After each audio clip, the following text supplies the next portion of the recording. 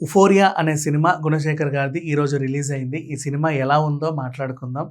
కాకపోతే దీనికి ముందు నేను కాసేపు ఒక 2, 3 ఎగ్జాంపుల్స్ చెప్పాలనుకుంటున్నా. ఇప్పుడు మీరు చూడండి 'భక్త ప్రహ్లాద' అనే సినిమా ఈ రోజుల్లో తీస్తే నిజంగా కనీసం ఒక 300, 400 కోట్లు అవసరపడేది. ఆ 300 కోట్లు, 400 కోట్లు ఆ రేంజ్ విజువల్స్ చూపియడానికి. ఆ 300 కోట్లు, 400 కోట్లు వెనక్కి రప్పియాలంటే ఆ రేంజ్ స్టార్ హీరో ఉండాలి. 'భక్త ప్రహ్లాద'లో 2 క్యారెక్టర్లు. అయితే నరసింహస్వామి గారు లేదా ప్రహ్లాదుడు. ఆ చిన్న పిల్లోడు 300 కోట్లు వెనక్కి తేగలడా? ఖచ్చితంగా తేలేడు. ఎందుకంటే చైల్డ్ ఆర్టిస్ట్.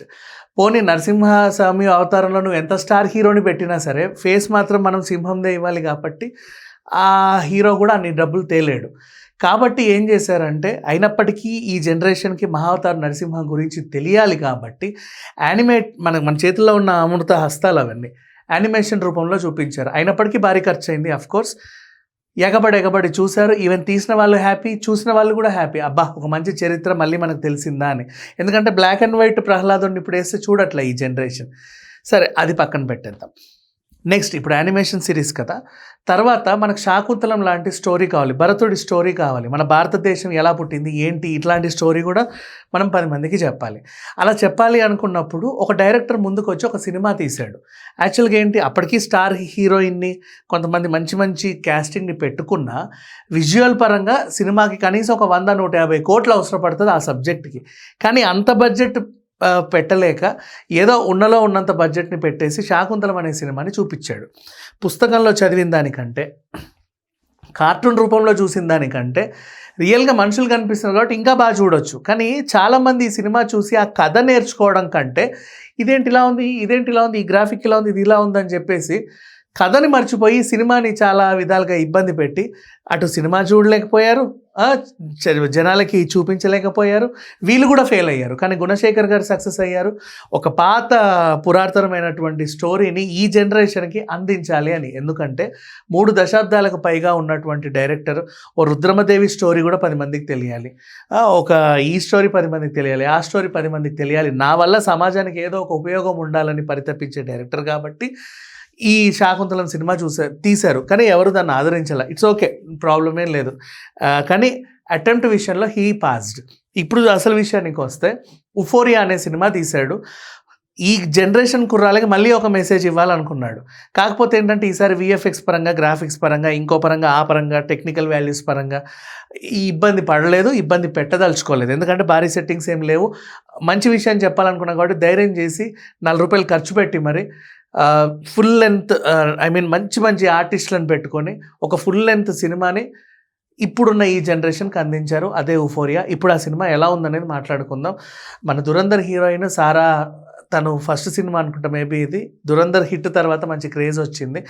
ఈ అమ్మాయి చైత్ర క్యారెక్టర్ తనే సెంట్రిక్, మంచి గొప్పింటి అమ్మాయి. అంటే పర్వాలేదు, ఉన్నలో ఉన్నంత ఏదో ఆవిడ వరకు ఓకే.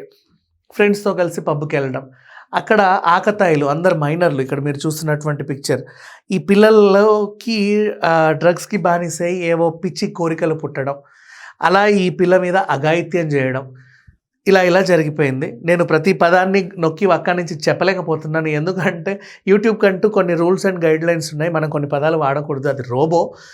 ఎక్కడ తీసుకున్నా సరే వీడియోని కొంచెం అల్గారిథం డల్ చేస్తుందేమో అని చెప్పేసి నేను ఒక పదాలు మాట్లాడలేకపోతున్నా. బట్ మీకు అర్థమవుతుంది ఆల్మోస్ట్. ఇక ఇట్లాంటి సిట్యువేషన్ని ఆ పాప ఇంట్లో చెప్పింది. ఇంట్లో వాళ్ళు పోలీస్ స్టేషన్లో కంప్లైంట్ ఇస్తే పోలీస్ వాళ్ళు ఈ కేసుని డీల్ చేయాలంటే అందరూ మైనర్లే. సమస్య ఏముంది, minor or major whatever, తప్పే అనుకుంటే గతంలో అంటావా మైనరో మేజరో హూ ఎవర్ ఇట్ ఈస్ వాళ్ళనైతే ఎన్కౌంటర్లు చేశారు. ఎందుకంటే పేదింటి పిల్లలు కాబట్టి ఏదో రకంగా ఎన్కౌంటర్ సెట్ అయింది. దానికి సంబంధించి కూడా జేబీఎం లాంటి సినిమా కొంచెం ఆలోచింపజేసింది, జనగణమన లాంటి సినిమా కూడా కొంచెం ఆలోచింపజేసింది. అంటే అన్యాయంగా అక్రమంగా జైలుకి పంపిన వాళ్ళ సిట్యువేషన్స్, అని నిజం అన్యాయమో అక్రమం తర్వాత సంగతి, బట్ ఒక ఇన్సిడెంట్ అయితే జరిగింది.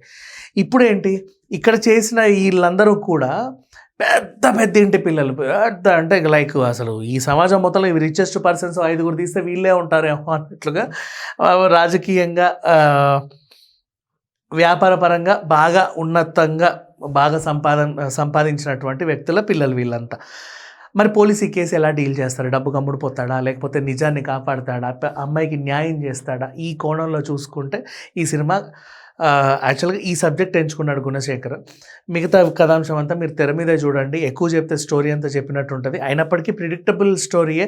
కానీ ఒక విషయం ఏంటంటే ప్రిడిక్టబుల్ క్లైమాక్స్. లాస్ట్ ఏం జరుగుతుందో అందరికీ తెలిసిన విషయమే. కానీ విషయం ఏంటంటే ఇలాంటి సినిమాలు ఇప్పుడున్న సమాజానికి చాలా అవసరం. యువత ఏవేవేవో పీల్చుకునేవి, పొడుచుకునేవి వాటికి ఎడిక్ట్ అయిపోయి ఎక్కడెక్కడ అంతే ఆ పొగని అట్లా పీలిస్తేనే మనం ఆహా ఏదో లోకంలోకి వెళ్ళిపోతామన్న ఆ లోకానికి అలవాటు పడి పిచ్చి పిచ్చి పనులన్నీ చేస్తా, ఆ వయసుకు మించినటువంటి మోతాదు మత్తులు తీసుకుంటా, అమ్మాయిల పట్ల చాలా చండాలంగా ప్రవర్తిస్తా, ఇట్లాంటి యూత్ ఉంది ఇప్పుడు ప్రజెంట్. ఇంకా జెన్జీ గైస్ అయితే ఇంకా దారుణం. ఇట్లాంటి వాళ్ళకి ఇలాంటి సినిమాలు రీచ్ అవ్వాలి అండ్ అలాంటి పేరెంట్స్ కూడా రీచ్ అవ్వాలి. ఎందుకంటే మన పిల్లలు ఏం చేస్తున్నారో పేరెంట్స్ కూడా చూడాలి. వాడు ఒంటరిగా ఎక్కడికి వెళ్తున్నాడు, ఏం చేస్తున్నాడు, ఏం మాట్లాడుతున్నాడు, ఏమేమి అలవాట్లు ఉన్నాయి, వాడి బ్యాగుల్లో ఏమున్నాయి, వాడి డబ్బులు దేని మీద ఖర్చు పెడుతున్నాడు, ఇవన్నీ చూడాల్సిన బాధ్యత కూడా తల్లిదండ్రులది. ఇట్లాంటి టైంలో ఇలాంటి ఒక సినిమా రావడం, అందరికీ తన ద్వారా ఏదో ఒక మెసేజ్ ఇవ్వాలనుకోవడం గుణశేఖర్ తీసుకున్న very biggest attempt. Hats off చెప్పాల్సిందే. అండ్ ఇక నటీనటులు ఎలా చేశారు అంటే ఆబ్వియస్లీ అందరూ కూడా మంచి ఆరితేరిన నటులే కాబట్టి వాళ్ళ పర్ఫార్మెన్స్ అంతా ది బెస్ట్గా ఇచ్చారు. ఇక్కడ ముఖ్యంగా మాట్లాడుకోవాల్సింది బాధితురాలు సారా జైన్. తన క్యారెక్టర్ తను బాగానే చేసింది. నెక్స్ట్ ఇంకో క్యారెక్టర్ మన భూమిక గారు. ఈ పిల్లల్లో ఒక పిల్లోడికి తల్లి. యాజ్ ఎ ఉమెన్ ఒక అమ్మాయికి జరిగినటువంటి అన్యాయాన్ని భరించలేక కోర్టు దగ్గర నిలబడి ఖచ్చితంగా శిక్షించాలి, శిక్ష పడాలి అని గట్టిగా నొక్కి వక్కానించే ఒక character. Next as a mother అయ్యో నా కొడుకు అని తల్లడిల్లే ఒక తల్లి క్యారెక్టర్. ఇటు కొడుకుని కోల్పోలేక వాడికి శిక్ష పడకుండా మాత్రం ఆపలేక తను పడినటువంటి ఆ వేదన, ఆ క్యారెక్టర్ నిజంగా ఈ సినిమాని ఇంకో మెట్టుకు తీసుకెళ్ళింది. అండ్ ఆ తర్వాత ఇంక అందరూ కూడా ఒకరు కాదు ఇద్దరు కాదు, పోలీస్ ఇన్వెస్టిగేషన్ కానివ్వండి, అన్ని సీన్స్ కూడా నిజంగా బాగా పండాయి. అండ్ ఆ తర్వాత మాట్లాడుకోవాల్సింది స్క్రీన్ ప్లే గురించి. గ్రిప్పింగ్ స్క్రీన్ ప్లే ఇది. అనిపిస్తుంది ఇన్ని సన్నివేశాలు అవసరమా అని, బట్ అవసరమే. అన్ని చూపిస్తే తప్ప ఈ జనరేషన్కి ఎక్కట్లా, కాబట్టి అన్నీ అవసరమే. బడ్జెట్, నిర్మాణ విలువలు నిజంగా చాలా బాగున్నాయి. మ్యూజిక్, కాలభైరవ మ్యూజిక్ గురించి మాట్లాడుకోవాలి. ది బెస్ట్ మ్యూజిక్ అందించాడు. అంటే లాస్ట్ వరకు ఎంగేజ్ చేయడంలో సక్సెస్ అయ్యాడు.